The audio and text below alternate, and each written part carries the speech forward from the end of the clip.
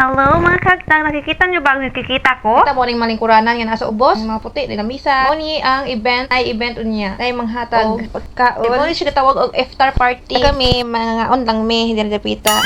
Kining iftar Every March na siya mahitabo, every year, every Ramadan, every tunga sa buwan ni siya iftar party. So, ang iftar, every accommodation na, pero diri siya inukwan, every day na ay manghatag. Wow! Sana all! atong roll rajud anis tigkaon para po halin ang ilahang niluto no kaysa pan-usra sayang pod. Og ready na day ko ani guys, akong gihuwat akong sa kauban para na ko kauban kay sige nag-chat og asa na kuno ko.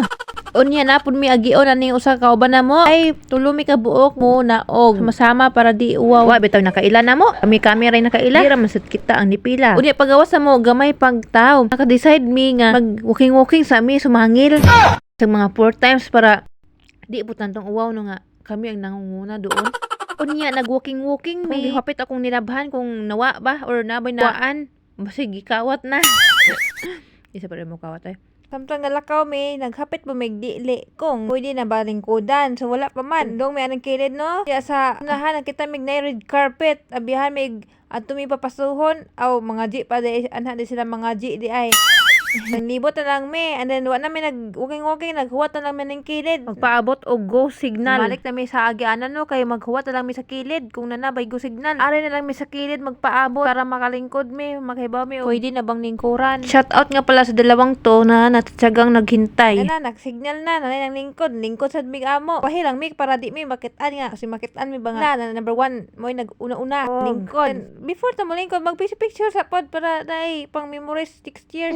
Nagpawahi mig lingkod ari dapit sa kinahuhian para di mi maklaro. Kaya nasa box murag panghimagas lang ni. Noong una, akala namin ito lang yung kakainin namin. Tapos pagbukas namin ng box, walang rice. Just rice is life man. At hindi pala yun. Panghimagas ang pala yun. Samtang naghihintay tayong maluto yung pagkain. So may go signal na magpila na daw kami. So nagpila kami.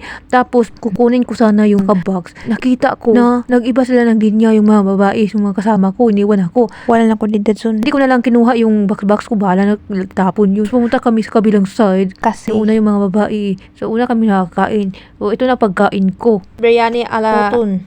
O niya, fun facts no, nagbagbot ko kay ko tagay-apple sa bae. Itong namisa ko tagay akong kauban gipanggaan. Unya, ako nang gitilawan ang biryani ala muton. Pero di kaya akong giluwa ang muton. Oy, kay di ako familiar sa akong gikaon. Kay templado man po ni ang rice na daan. Unya, naginartit aning dapita no. Itong gipamili ang muton. Atong gilin sila ang plato para lang wa doy masagol sa akong luto nga kauno. So, ang apple gihatag na sa akong amiga. Kay sige lang kung bagot-bato nung ako'y apple.